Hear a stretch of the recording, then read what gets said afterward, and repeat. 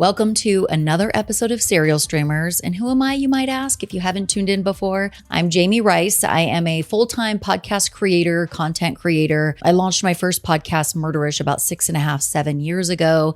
And it's just been off to the races since then. So now I do it full time. And I launched Serial Streamers, which is what you're watching and listening to now, a few months ago. Serial Streamers is a true crime TV club, kind of like a book club. It's a virtual club for people who are out there binging all the true crime docs. I know I am. A lot of you out there are. So we all gather virtually in my social media comments on Instagram, TikTok, and in YouTube. We watch, a true crime documentary together, and then we go and we talk about it on my social media comments. If you want to join us, it's easy. All you have to do is follow me on social media. I'm on Instagram and TikTok at Jami on Air. I'm also on YouTube at Jami on Air. All right, let me offer just a few trigger warnings, a couple trigger warnings, because this was a pretty dark story. True story. There is a lot of talk of sexual assault, specifically rape, as well as child molestation. So just, heed my warning before listening or watching. And the documentary that we are talking about is one that people were DMing me like crazy to cover for Serial Streamers. And that is American Nightmare on Netflix. I know I'm a little late to the party. A lot of people have already watched this. I've seen a lot of the comments on social media. Mostly everybody is just like angry after watching it. And I didn't really know why, because I didn't know anything about this story before I watched this documentary. And they're just kind of like flabbergasted at this. Just it's a wild story. So let's get into it.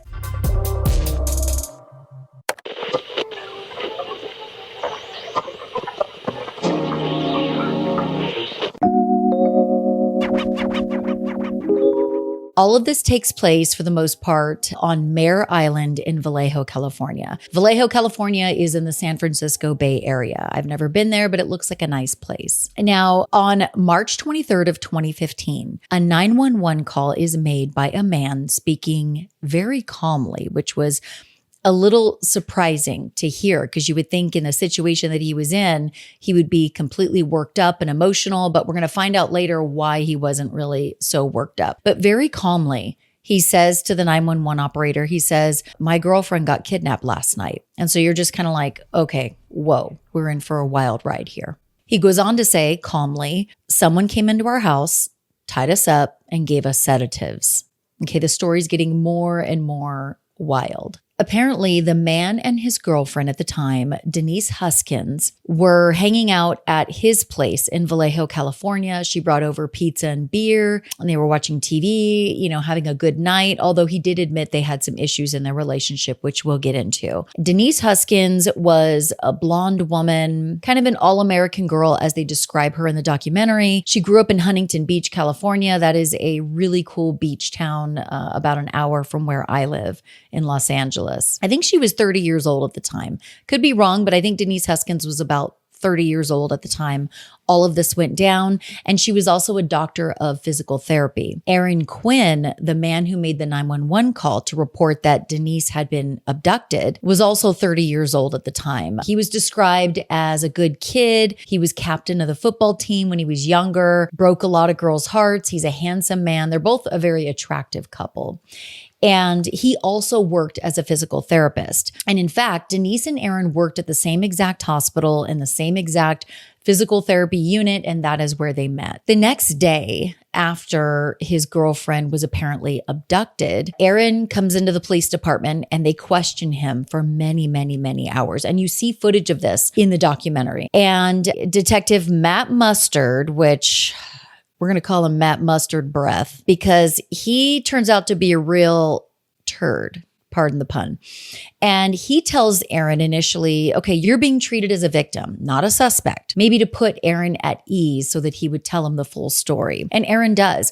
So Aaron's story goes like this. He says that the intruder called Aaron by name, which is just bizarre. So obviously this is somebody who knows or knows of Aaron. if the story is true. And Aaron says the man's voice says, I'm going to take your blood pressure at some point. He was also instructed to take sedatives. And it seems like the intruder was a little bit, I don't want to say nice, but not super aggressive with Aaron and Denise, his girlfriend. Just sort of like calm and nice, like, okay, now I'm going to do this. Now you're going to do this. And now I'm going to do this. Just very odd. And this is where it gets really weird. Aaron tells Detective Must Be a Turd that the intruders were wearing wetsuits, which is who wears wetsuits to come in and rob you and abduct your girlfriend. But that's what he says. And he's talking about this story as if there's more than one intruder. So you get the idea that this was a group of people who came in, or a couple intruders who came in. And that's what I thought kind of all along. We would find out different later. Aaron says the abductors separated him and Denise. They put them in separate rooms. And then the intruder says, oh, fuck, this was intended for Andrea. Now, according to Aaron, he tells the detective, Andrea is my ex-fiance. And I think he said that Andrea had lived with him for a time. If I'm not mistaken, I didn't go back and rewind it, but I think he said Andrea had lived with him at a time. And apparently the intruders are like, oh, fuck, we've got the wrong victim. We're here for Andrea. But the intruders decide to take Denise anyway, even though she apparently was not their intended target. So they say, well, we're going to take Denise anyway, and we want you to pay us $15,000 to get Denise back. Aaron tells the detective that the intruders installed a camera in his bedroom so that they can watch his every move, and if he even steps once out of view, they'll hurt Denise. Aaron says the sedatives finally kick in and he passes out after hearing them, the intruders, drive away with Denise. So he hears a car thinking, okay, they drove away with Denise. And then he says he passes out from the sedatives. He wakes up the next morning groggy and is like, oh my God, what happened? And that's when he realizes Denise is gone and there's red tape around his bed or near his bed. And this is apparently where the area in which the intruders want him, the abductors, I should say, want him to stay so that they can see him on camera at all times. So the morning after, the sedatives are wearing off. Aaron sees the red tape. He gets an email from the abductors and they say, we want $15,000 in order to release Denise. After calling his bank, Aaron tells the abductors, I can advance $3,500. But after that, he gets no response from the abductors, which must have been just truly frightening for him. And so he hesitates because he knows that the cameras are watching him, but he says basically to himself, like, fuck it, I'm going to call 911 and get some help. And that's exactly what he does. And then you hear that 911 call where he calls and he's so calm. My girlfriend got abducted last night. But it's like we find out if the sedative story is true, he was still high on sedatives. Like he was groggy. So maybe that's why he sounded so calm in the 911 call. Now, in the interrogation, the detective, MusTURD, he starts asking him, was there any, was the door broken in? Were there any broken windows? And Aaron's like, no. So essentially they find out there was no forced entry into his home, which is odd. Aaron basically goes over the night. He says, Denise came over with pizza. We had beer and cocktails. We did have some relationship issues because Aaron's ex-fiance, Andrea, also worked at that same physical therapy unit where Denise and Aaron worked. So the three of them all worked together. I mean, that had to be a bit of a shit show and a little bit of a mind fuck for Denise. I mean, that would cause some insecurities, I think, for anybody if your ex-fiance is working where you and your now boyfriend also work. It's just odd. And also it comes out, there's my dog. And also it comes out that Aaron still had feelings for Andrea. Apparently, Andrea had cheated on him the year prior to the abduction. That's what ended their relationship. And Aaron says he felt deep rejection over it, and he basically wanted her back. So there were some issues in Denise and Aaron's relationship because of his, connection to Andrea, his ex-fiance. So then Andrea, the ex-fiance, comes in. She's questioned by police. And she tells them that Aaron would come into her office sometimes, try to hug and kiss her. She would let him know, like, hey, this is not appropriate. And when asked, Andrea says, yeah, I think that Aaron would be open to the idea of us getting back together. Like, he still had feelings for her. So it's at this point the detectives are thinking, like, okay, dude, your story is really far-fetched and very elaborate. Like, all these details, the wetsuits, the sedatives. At one point, he says they put goggles on him and or Denise, and then they put headphones on Aaron and played a certain type of music for him to listen to, maybe so he couldn't hear what was going on with Denise. I mean, it was all very, very strange. And it was far-fetched, but the detectives are not believing him. And in fact, a lot of people would end up not believing him. The detective at this point confronts Aaron. And he basically accuses him. He goes in hard on Aaron. And he's like, look, you killed her. There's blood in your house. You did this. And he just goes in hard. Like, there's a turn at this point in the interrogation. And Aaron continues to deny it. And Aaron is very cooperative, so much so that he gives DNA samples, he gives his fingerprints, he submits to a lie detector test when the FBI is called in. And all I keep thinking at this point is, where the F is Aaron's lawyer? This is the exact thing that you don't want to do when there's a murder, an abduction, a serious crime, and you get called in for questioning. Even if they tell you, hey, we're just looking at you as a victim, tell us what you know. It is best to get a lawyer. I cannot stress that enough. Get a lawyer. But a lot of innocent people, I mean, I can totally put myself in their shoes. Like, they just go in and they're like, well, I have nothing to hide. Of course I want to tell police everything because they're on my side. They want to catch the bad guy. Let me just spill my guts and tell them everything. But then what starts to happen is that they need to close a case, for example, or you're the last person to see the girl who got abducted. Oh, and you're also her current love interest. I mean, we all know the husband did it, right? I mean, it's just, so you start being looked at as a suspect, and then you don't have a lawyer, and you've said all these words over 18 hours that can be used against you. You just need a lawyer. But anyway, he does get a lawyer at a certain point.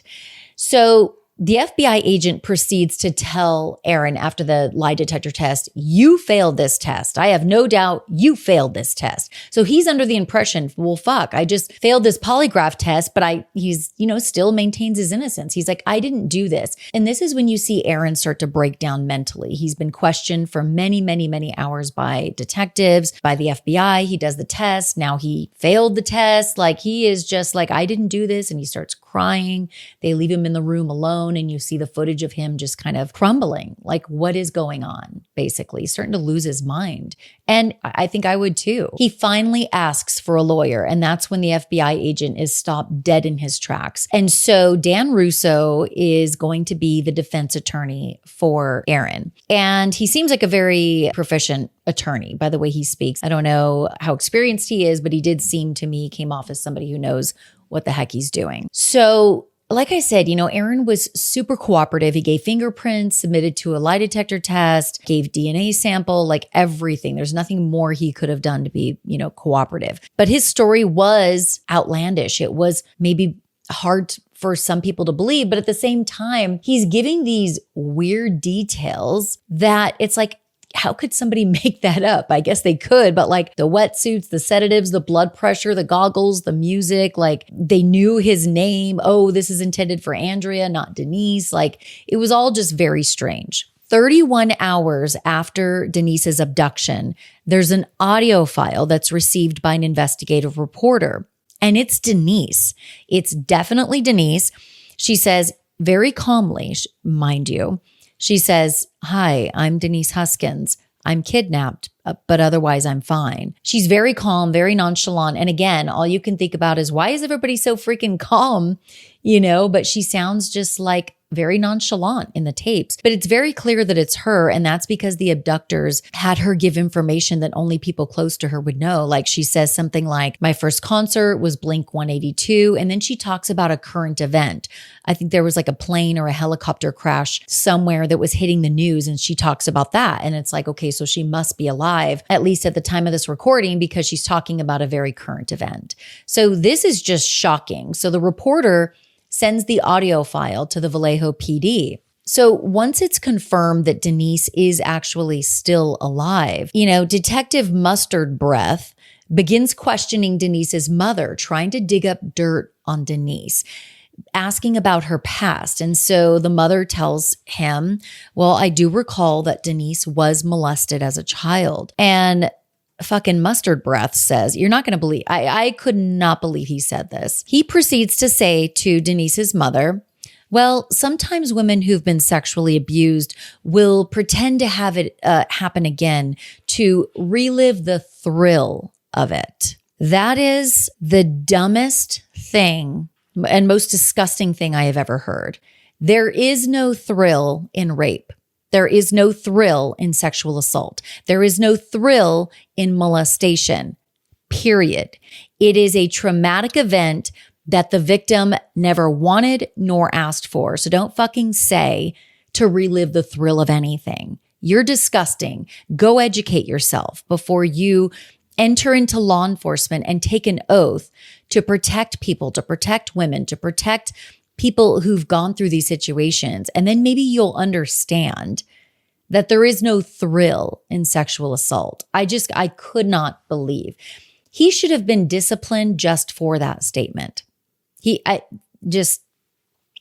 There are no words to describe how much I hate this guy. And Detective MusTURD is just pissed that his murder theory wasn't correct, because here he is going in hard on Aaron, like, bro, I don't believe you. You lied. You killed her. Where is she? Well, when we find out that Denise is actually still alive, he's like, well, shit, now I guess I got to turn my sights on Denise and make her the villain. So then that's exactly what he does. And he's trying to dig up dirt on Denise so he can make her the bad guy, instead of actually like doing his job and understanding that, hey, I may have been wrong in my initial theory about Aaron killing Denise. That's okay. Start from scratch. Take the new information you just got that Denise is still alive and just go and try to solve this case. Don't re-victimize Denise, who had trauma, sexual trauma in her past, by telling her mother that she's reliving the thrill of it. On March 25th of 2015, 2 days after Denise's abduction, Denise's father calls 911, and you can hear part of the call on this documentary. And he says, I just got a call from Denise, and it's definitely her.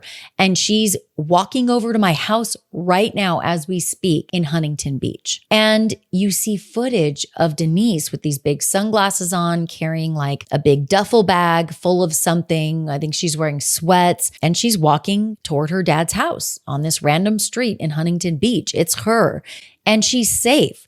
And the news coverage just goes crazy, right? Everyone is just so confused. Why did the abductors let Denise go? Why'd they let her go in Huntington Beach and not Vallejo, where she was abducted? What is going on? And initially, Denise isn't really speaking with police, and this really pisses them off. But you know what? Fuck them. I'm sorry. Denise, we're going to find out that she really went through a lot in this whole ordeal. And it's going to make a lot of sense why she wasn't really speaking to police at first.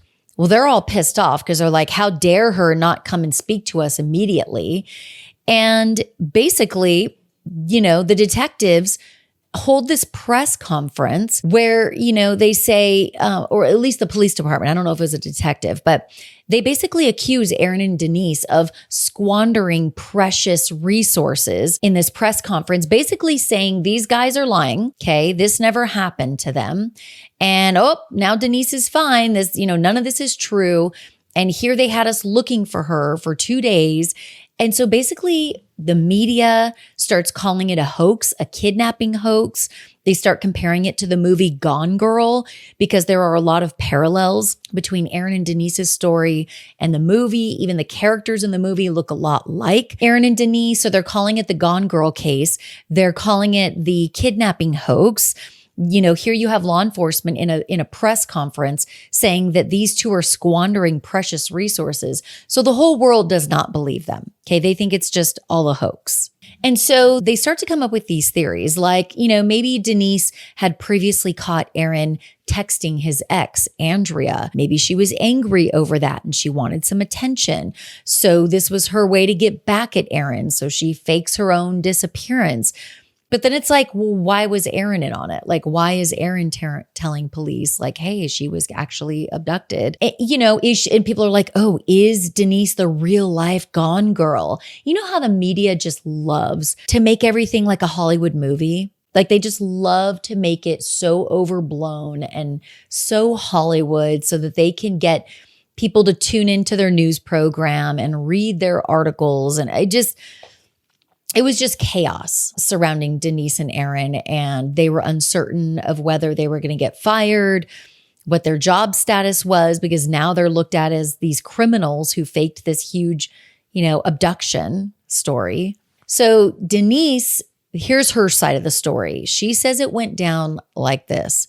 She says March 23rd, 2015, she was abducted. She starts talking about the goggles, the sedatives, the everything. A lot of her story is matching what Aaron had previously told law enforcement. She says she was placed inside of the trunk of a car. She was wearing black, really tight, blacked out swim goggles on her eyes. Her hands were tied behind her back. She was drugged. She was hyperventilating and terrified. She says at some point the abductors switched cars. She heard the rev of the car engine, and to her, she said specifically it sounded like a Mustang, and that'll be important later. She says she ends up at a house somewhere unknown, but she says, I don't know if she said she smelled a lot of trees or she could sense that there were a lot of trees. Wherever she was being held captive, there were a lot of trees. She's describing this for the documentary. The abductor, just like they told Aaron, tells Denise, this wasn't meant for you. This was meant for Aaron's ex, Andrea. The abductor goes on to tell Denise that he's part of a black market company that kidnaps people for money. And the abductor, again, you get the sense that he was kind of like nice to her for the most part. And I'm using that term loosely because this guy's a real piece of shit, we're going to find out. So he's not a nice guy at all. But he wasn't aggressive with her. He wasn't overtly mean to her. And then at some point, Denise says that the abductor tells her, we have a problem. He says, we don't have any collateral to ensure that you won't speak with police. So one of us, again, he's talking in plural, one of us is going to have sex with you. We're going to have sex with you, which AKA that's rape. But he describes it as one of us is going to have sex with you. And it's going to be recorded because if you speak with police, we're going to go and spread it all over the internet. The abductor does rape Denise. And then he allows her to take a shower. And he tells Denise that they ended up losing contact with Aaron. They're no longer in contact with Aaron, where, at this point, she must have felt just completely helpless, like she was probably never going to be found. And he tells her that his associates are coming to the house. And he says, but they're not as nice as I am.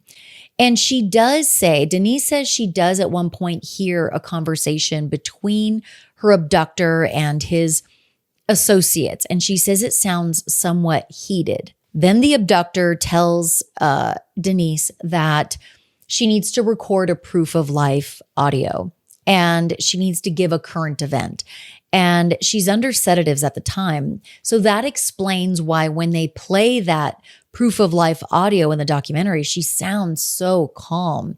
But that makes perfect sense. When you are sedated, you don't show all the emotion you normally would. You are very calm and out of it. Now, the abductor tells Denise, listen, my associates told me that I'm going to have sex with you again, AKA this is actually rape. Let's call it what it is, because the footage yesterday wasn't good enough.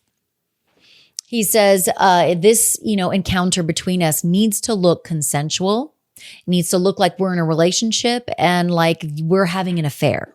Okay. You're cheating on Aaron with me, essentially. And all this was, I mean, we don't know it at the time. I'm sure Denise doesn't know it at the time. All this was this perpetrator, this disgusting perpetrator, giving excuses to act out his sick sexual proclivities. That's all it was.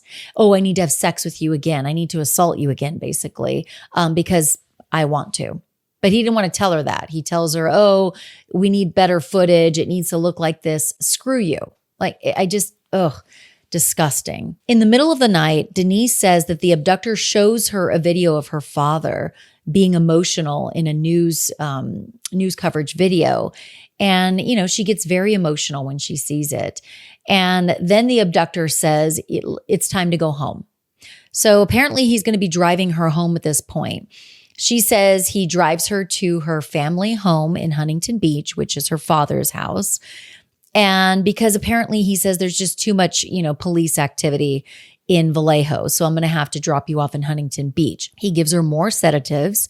And before letting Denise go in Huntington Beach, the abductor tells her there are two things that you absolutely cannot say. Number one, you cannot say that any of us are in the military. And you also cannot say that we had sex. And if you do, we'll be watching you. And it's not just you, it's your family that will come after. So she's scared shitless, obviously, as anybody would be. But he does let her go. And then you see that footage of her walking up her father's street and to her father's house. So as the car drives off, Denise peels the tape off of her eyes, looks around. She starts walking toward her father's house. Her father's not home at the time, but a neighbor is, and the neighbor helps her out. And the media just swarms the area. There's law enforcement. There's just everything. Cameras everywhere. News copters. You can hear them circling. And the police question Denise. And, when they first ask her, were you, I don't know how they put it or the terms they use, but like, were you sexually assaulted? She says no, because she's absolutely afraid of the abductor's threat to harm her and her family. So she says no at first, but she starts feeling uneasy about the way law enforcement is treating her and questioning her. She starts to feel kind of like unsafe, probably, like you're not believing me kind of deal. Denise gets a hold of a man named Doug Rappaport, and he is a San Francisco-based defense attorney. And good for her getting an attorney early on. He tells her, do not speak to the police anymore. Stop talking, and I need you to get on a plane to San Francisco. So that's what she does. Meanwhile, the media is reporting this as a kidnapping hoax. And the Vallejo PD are just throwing Denise under the bus. They're angry with her, and they're probably even more angry because she stops talking to them. They're almost like, how dare her? And then they go and they have this really angry, vengeful press conference where they're like, this is a hoax, or they say, oh, they're squandering precious resources. And the guy, I think his last name is Park, he's part of the police department. He just looks so vengeful toward Denise in this press conference. So Denise gets to San Francisco to her attorney. She has a meeting with him, and she tells Rappaport everything, even about the rapes. Even though she was under a threat by her abductor, she tells him everything. And he tells her, you need to do a sexual assault exam right away. Problem is that the Vallejo PD are the ones who have to give her the exam. And she's not very trusting of them, or at least she just feels unsafe with them based on the way that they're treating her, both in person and in this press conference, and she's also afraid of the threats made by her abductors.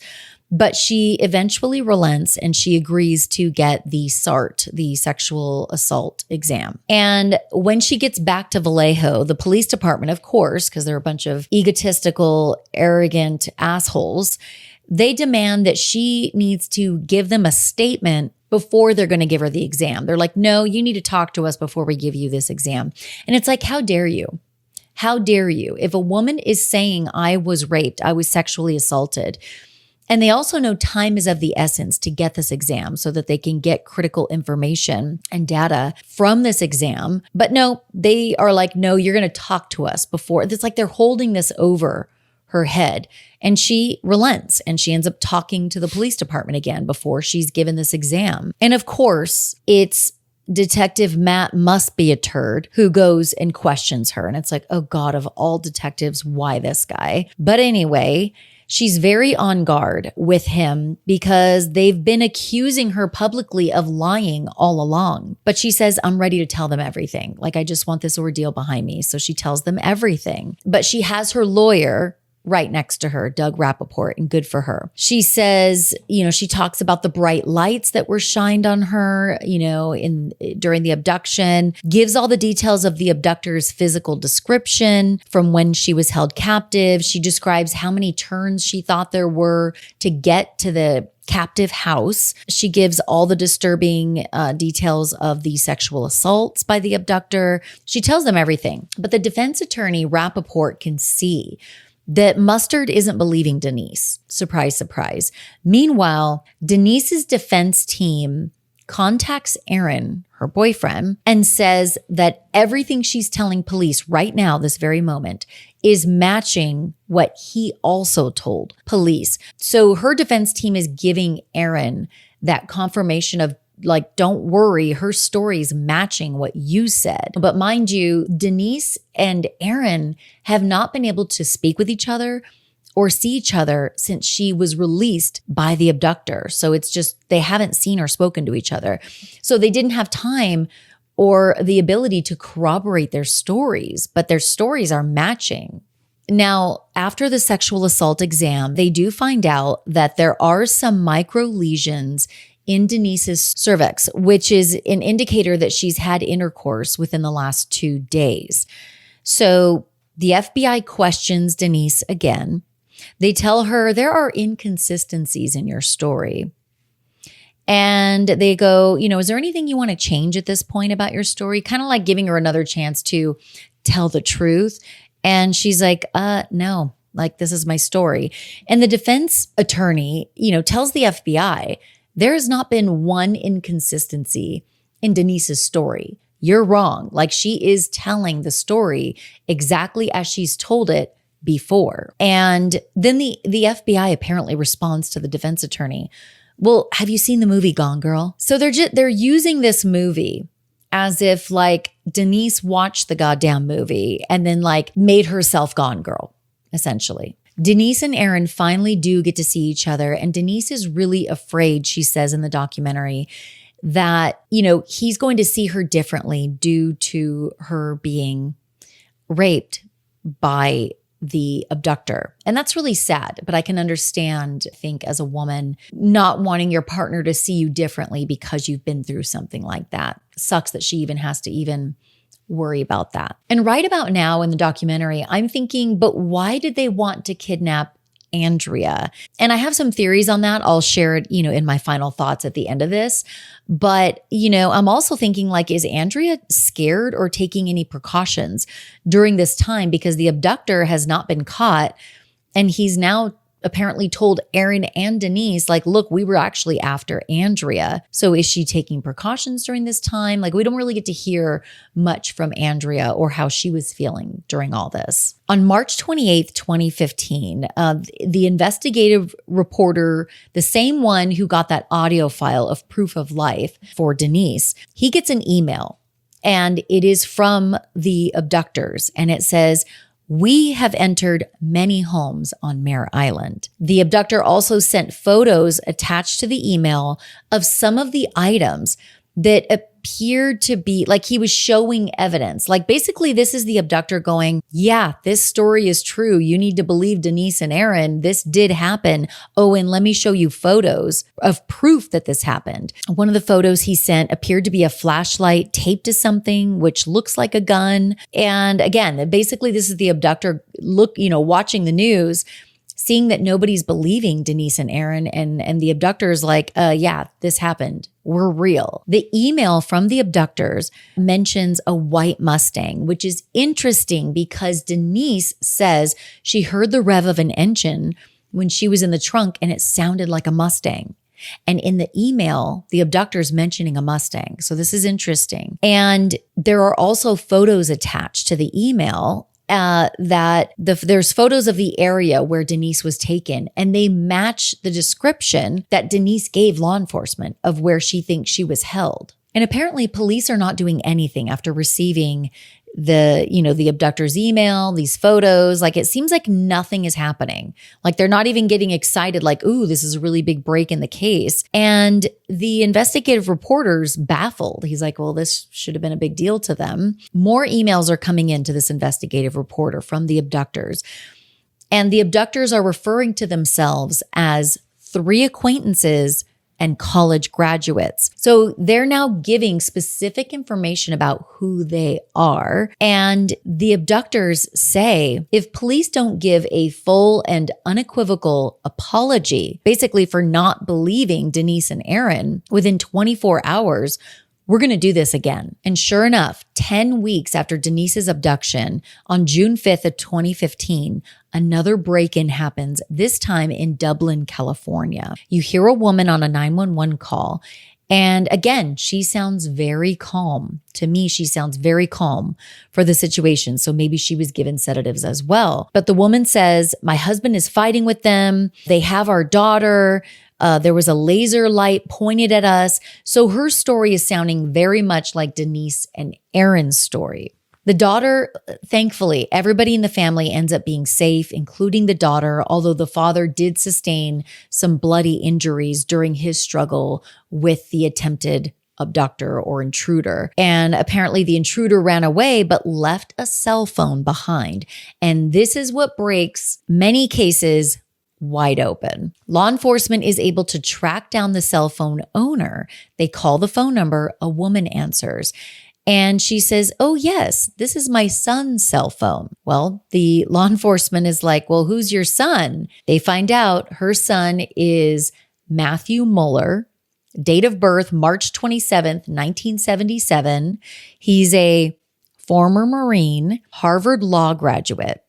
And also, Matthew Muller is a suspect in previous attempted rapes and sexual batteries. So now they've put a name to somebody who, definitely tried to break in and, abduct these people's daughter. Luckily, the father was able to fight him off. Okay. So police don't want to tip off the mom that they're like looking for this guy or want to find this guy. So they innocently ask her, oh, well, we just want to get his phone back to him. Do you happen to know where he is at this very moment? She's like, oh yeah, he's at my cabin in South Lake Tahoe. Lake Tahoe has a lot of trees. So now everything's starting to come together.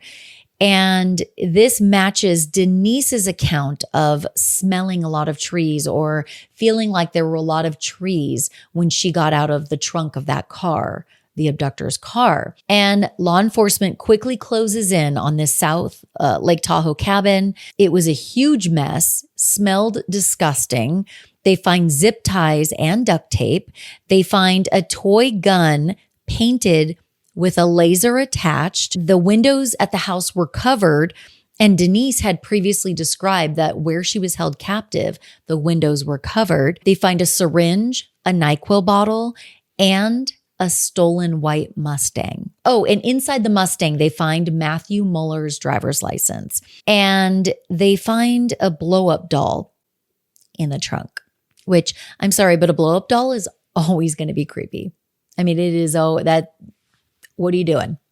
What are you doing with this blow-up doll? So they find all this like very suspicious stuff. And they also find goggles inside the Mustang, as well as a single strand of blonde hair attached to the goggles. Law enforcement also pulls up the GPS inside the Mustang to kind of see where Matthew Muller had been driving. One of the areas that came up was Huntington Beach. This is where Denise grew up, and this is where Denise was dropped off by her abductor to walk over to her father's house. So things are starting to come together. Meanwhile, Denise is getting horrific direct messages blaming her for everything because, of course, the media and law enforcement have been blaming her for being a liar and causing all this uproar in Vallejo. To to them, nothing happened but a hoax.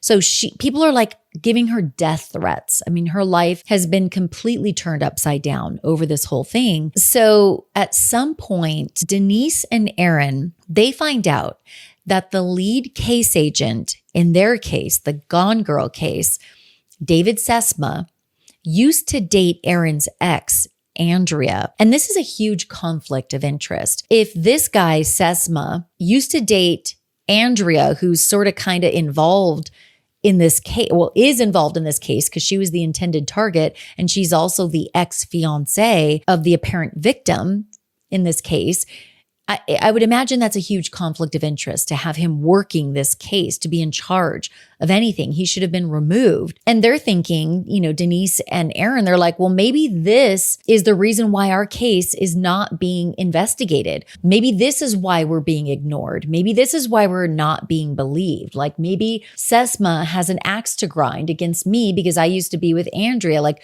who knows? But they're just kind of like, ugh. That's a weird fact, right? And he should have been removed from the case, but he wasn't. Meanwhile, detectives in South Lake Tahoe, they're trying to figure out who this blonde hair belonged to because, all these items are suspicious, including the goggles. Well, there's a blonde hair and the suspect, Matthew Mueller, does not have blonde hair. He has dark brown hair. If they can find out who this blonde hair belongs to, maybe they can find out more about this case, like who the victims were. So they obviously, these detectives in South Lake Tahoe, they obviously have not connected Matthew Mueller's arrest in South Lake Tahoe to the Gone Girl case in Vallejo, California. So the two cases have not been connected just yet. I found it very interesting that Mueller often had a change of heart and decided not to rape his victims, even though he would go into people's homes intending to do that. Victims were able to talk him out of it. One victim, she pleaded with him and she said, I've been assaulted before. Please don't do this. And he changed his mind and didn't do it. And he even went so far as to advise her, like, hey, maybe you should get a dog that'll keep you safe. I found that interesting. And Mueller, we're going to find out later that Mueller is connected to Denise and Aaron's Gone Girl case. But he treated his victims very kind of lightly, if you will. I can't think of a better word. He's a terrible, disgusting person. Do not get me wrong. But he would inform them of things that he was going to do to them before he did it. He wouldn't just do it. He would say something like, well, unfortunately, now I'm going to have to rape you, instead of just doing it. And not to say that that makes it any better. It doesn't. I just find it interesting. I think it tells us something about his psyche. And I can't go any further than that because I'm not a psych expert, but I just found it very interesting how he would sort of like tell people, okay, now you're going to drink these sedatives. Now I'm going to take your blood pressure. Oh, I have bad news. I'm going to have sex with you, which of course is a rape. But it was just his demeanors just confused me. There's a running theme of, police not believing or female victims of rape.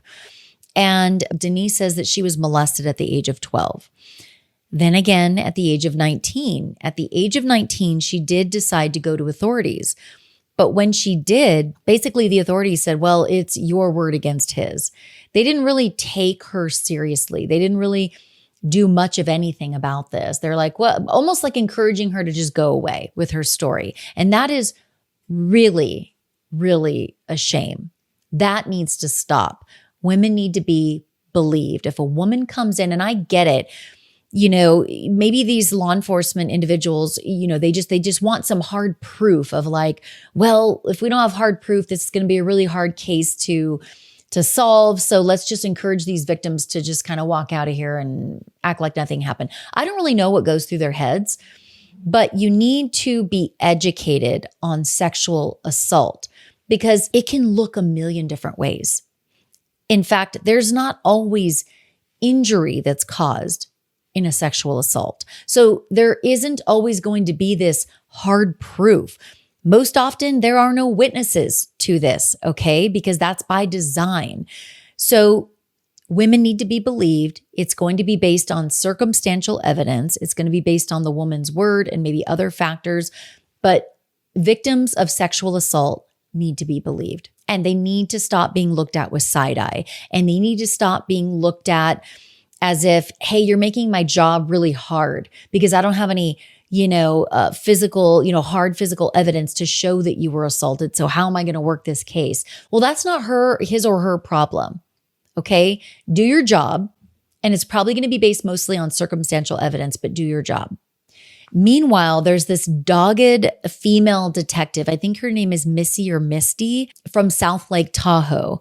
And she is just obsessed with finding out who this blonde hair on the goggles belonged to. And, with knowledge that the white Mustang was stolen from Vallejo, she picks up the phone and calls Vallejo PD. And they proceed to ask her, well, have you heard of the Mare Island Creeper case? Which she hasn't. And apparently in 2014, the year prior to Denise Huskins' abduction, I guess a bunch of students were being terrorized by a peeper in their window, which, by the way, we need to change the name to something more serious. The word peeper or peeping Tom isn't harsh enough. It makes it seem like, oh, he's just kind of like looking in. He's not doing anything. No, this is very alarming behavior. Ask any expert who knows anything about this stuff, and they will tell you that a peeping Tom that person's behavior is very likely going to escalate into something much more serious than just peeping in on you. So I hate that they call it a peeper or a peeping Tom because it just doesn't sound serious enough. I think we need to find another name. Anyway, the Mare Island Creeper was looking in on students in their windows, and a couple of students apparently followed this man home. And they ended up finding out where he lived on Mare Island. And they also found out that he's ex-military and a Harvard graduate. So now everything's starting to tie together, right? The Gone Girl case to the guy they arrested in South Lake Tahoe, Matthew Mueller, to this Mare Island Creeper being ex-military Harvard grad, which Matthew Mueller was. A lot of this is tying together now. And this female detective, Misty, she's like, holy shit, the Mare Island Creeper is Matthew Mueller, the same man we arrested in that dingy cabin in South Lake Tahoe. And apparently in March 2015, the Mare Island Creeper incidents stop. And the Vallejo Police Department tells Missy, I'm sorry, I didn't catch her name, but this female detective, that the Mare Island Creeper cases stopped right around the time the Gone Girl case happened. And Misty, she has no knowledge of the Gone Girl case. So of course she Googles it. She looks it up. And she sees that the victim, Denise Huskins, in the Gone Girl case, has blonde hair. And she has ties to Huntington Beach. And Huntington Beach is a city that came up on the white Mustang's GPS system. So she is really starting to put all the puzzle pieces together, and she's flabbergasted. She calls the Vallejo PD back. She's excited because she's like, look, we're going to get this Gone Girls case in Vallejo solved. I've got really good information for you. But she calls the Vallejo PD repeatedly and nobody answers. And she's like, what the fuck is going on? Why are you not answering your phone? She continues calling relentlessly, and good on her for doing this. Finally, a detective answers, and he tells her that, look, the Gone Girl case is in the FBI's hand, and he gives her David Cessna's contact information. And again, David Cessna is the guy who used to date Andrea, which is Aaron's ex. So just very incestuous. And Misty, she informs Sesma that she has a suspect in custody. His name is Matthew Mueller, and he definitely matches the potential suspect in Sesma's case, the Gone Girl case. But very nonchalantly, Sesma tells Missy, okay, go ahead and send me what you've got and we'll take a look. And she's like, WTF? Why is this guy not excited that I'm about to help him solve his Gone Girl case? So she describes him as being very kind of like, okay, send over what you got. We'll look at it. And then there's a meeting arranged between South Lake Tahoe Police Department and the FBI for the South Lake Tahoe PD to show them all the evidence they uncovered pertaining to Matthew Mueller. And the FBI looks absolutely shocked. They're like, oh shit, we may have gotten this whole thing wrong. This may not be a hoax. like we've been telling everybody. Aaron and Denise might be telling the truth about this wild story they told. The U.S. attorney ends up calling Denise Huskins' attorney and says, we've got a man in custody. They're talking about Matthew Mueller, who may be the perpetrator in Denise and Aaron's case. And the media goes wild again, because this is a huge break in the Gone Girl case. And Matthew Mueller's face is plastered all over, the news media, on TV. Everybody sees him for the first time as the suspect in the Gone Girl case. And Mueller apparently was a research assistant at Harvard Law School. After his arrest, he told authorities that he suffered from bipolar disorder as well as Gulf War illness. Apparently, he was an immigration lawyer in San Francisco, but he ended up being disbarred for lying to a client. And Denise hears this news coverage and she sees Mueller on TV speaking to the media in his own case, and she knows that is her abductor. She knows it's him by his cadence, the way he moves, the way he talks. And she's just probably got chills watching him on TV and seeing like, wow, that is my abductor. That is my rapist. She just has to be in complete shock. Now, Denise Huskins' attorney and Denise and Aaron, they get their hands on this affidavit, and it spells out law enforcement's actions or inaction in Denise's case. And it becomes very clear that there were many missteps in their investigation or lack thereof. For example, the FBI agent told Aaron very forcefully, "You failed this polygraph," when in reality, it was inconclusive. And they were just trying to break Aaron down, so they lied to him. But also a huge misstep was just not believing Denise or Aaron, and then therefore not investigating, not taking any steps to understand whether this was a lie or not a lie. They just really didn't do anything other than accuse Denise and Aaron of being all of this being a hoax and being a couple of liars. So there were many missteps. Also, in the affidavit, Denise's SART exam, the sexual assault exam, states there was no physical evidence of non-consensual sex. But Denise points out not every sexual assault causes damage or injury.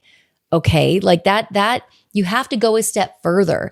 Just because you're saying there's no physical evidence doesn't mean there isn't evidence. There was evidence. There were micro lesions on her cervix, which is an indicator that she had sex within the last 2 days, that she had intercourse. And she says, that her abductor raped her twice. So that does match up with her story.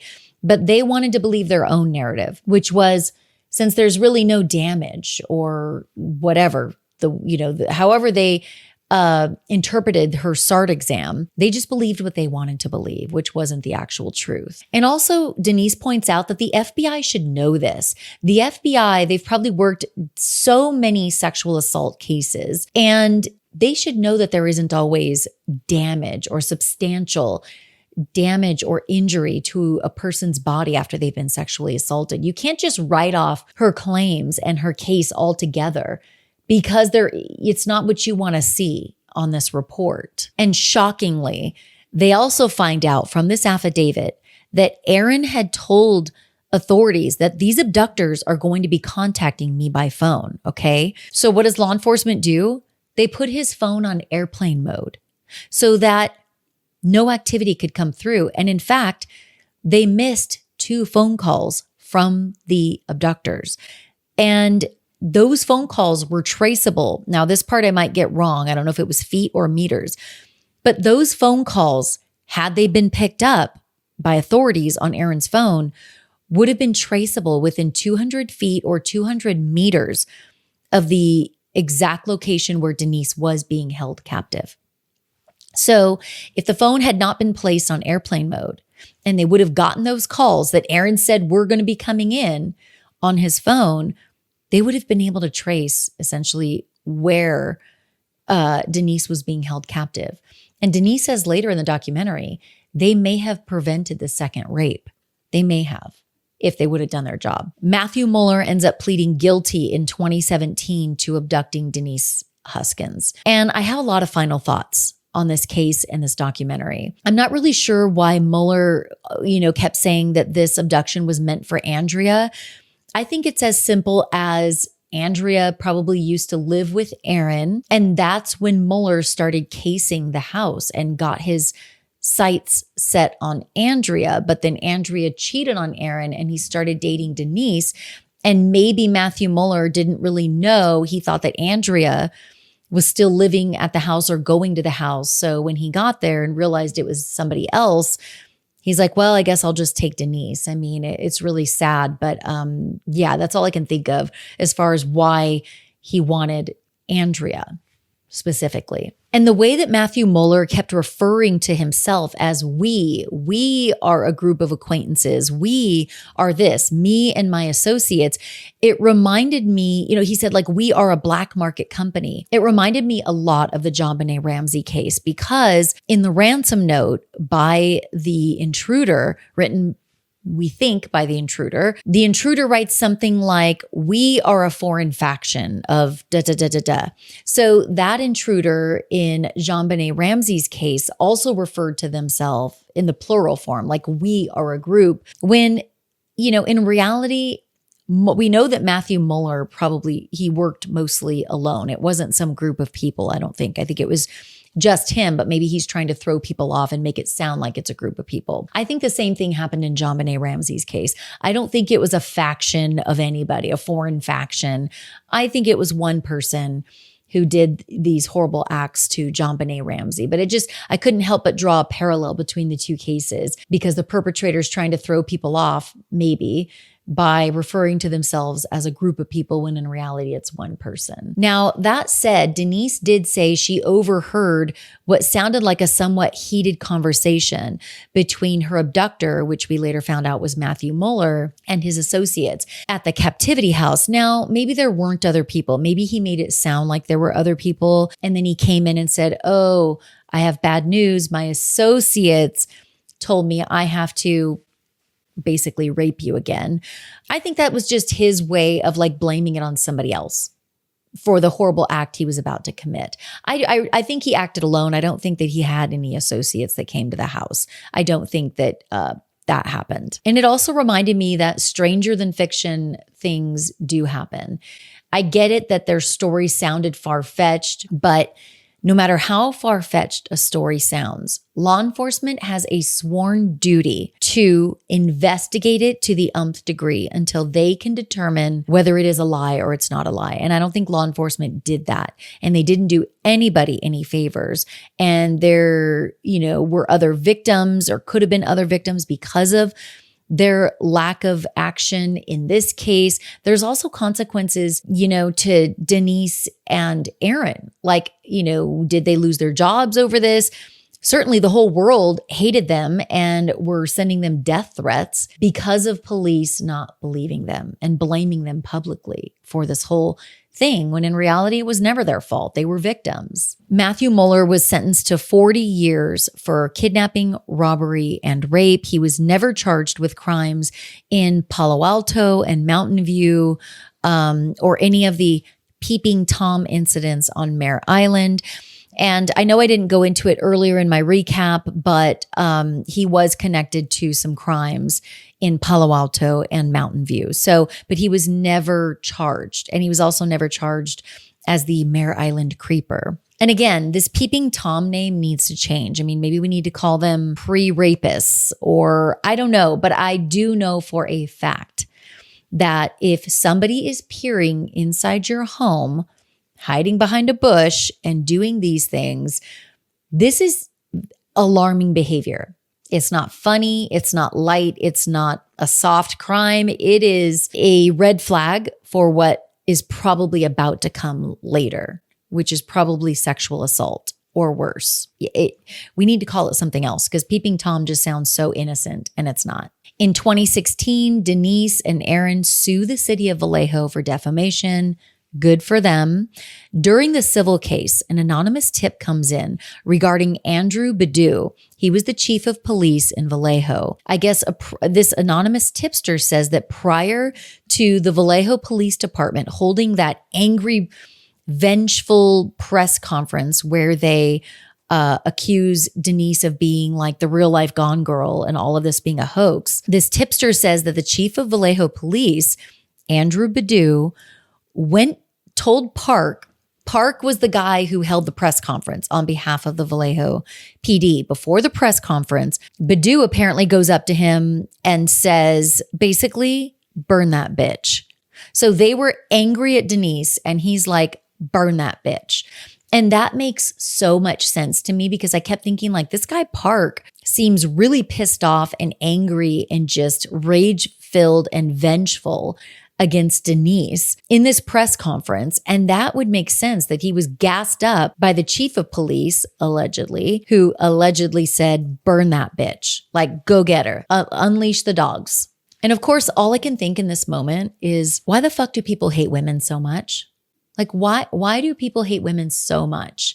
I feel like sometimes men hate women and women hate women. Like we almost can't wait for an opportunity to not believe a woman, to drag a woman, to criticize a woman, to be mean to a woman, and I'm trying not to get on my soapbox about this, but it just is like, burn that bitch, really? Like you're that, like you just don't give a fuck about Denise Huskins at all. You told your guy to burn that bitch, allegedly. Why do people hate women so much? No Vallejo officers involved in Aaron and Denise's case were disciplined. Shocker. And the lead detective, Matt Mustard Breath Must Be a Turd, was awarded Officer of the Year in 2015 when this Gone Girl case all went down. I tell you, if that ain't a good old boys club, I don't know what is. Denise and Aaron end up settling out of court for their civil case for $2.5 million. And I think they deserve that and then some. Missy or Misty Caruso, that dogged female detective that pieced everything together and made sure that Denise was validated in her story. She requests to meet Denise and Aaron, and she gets to meet them, and Denise calls her her hero. And I would agree with that wholeheartedly. Like, good on you, Caruso, for doing everything that you did in this investigation, for never giving up, for believing Denise, for validating Denise, and for standing up for sexual assault victims and women and just justice. I love the ending of this. You know, Denise and Aaron end up getting married. They move to the coast. They have a daughter named Olivia in 2020. Shortly after that, they had another baby girl. And it seems like they are happy, they're healthy, they're safe, and they are, moving on with their lives. And my final thoughts on this are believe women, stop the violence toward women, and not all rapes cause injury. And not all rapes, in fact, most of them are not going to have physical, easily provable evidence. You need to listen to the victim, you need to be educated, and you need to investigate. All right, everybody, make sure you are subscribed to my YouTube channel. I'm at Jami on Air, so you don't miss any new videos or episodes. And make sure you're following my podcast, Murderish. It's available wherever podcasts are available because, as you probably know by now, all of these Serial Streamers episodes are not only on my YouTube channel, but they are also on my podcast, Murderish. Thanks so much for listening. Thanks so much for watching. I always appreciate you guys, and I am having so much fun, despite some of these stories being very dark. I'm having a lot of fun interacting with all of you on social media. Your comments and questions and theories and wisecracks sometimes are just like the best. And it's allowing me to get to know you all. Anybody who follows my work, supports my work, listens to my podcast, watches my YouTube videos, follows me on social media. It's allowing me to get to know you guys better. I see a lot of the same names popping up over and over. You guys know who you are. I appreciate you. Keep the comments and the wisecracks coming. I love it. But make sure you're subscribed to my YouTube channel so you don't miss any new videos. I do recaps of these true crime docs a couple times a month. Also, make sure you are following or subscribed to my podcast, Murderish. It's available wherever podcasts are available. And remember, cults are stupid, Ted Bundy's ugly, scammers suck at life, and binging true crime documentaries is self-care. And do not let anybody tell you different. Bye.